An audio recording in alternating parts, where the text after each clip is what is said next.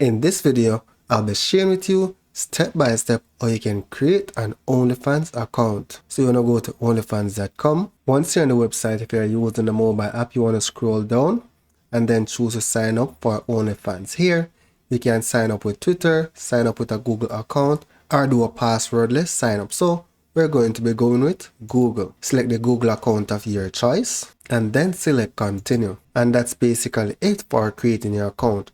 Now, if you want to earn an OnlyFans, what you need to do is become a creator, right? So you're going to select your profile icon at the bottom of the screen and then select become a creator.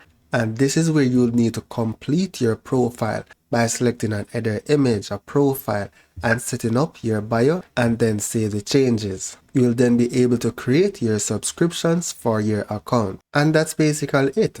So that's it for now, guys. Thank you for watching and see you in the next video.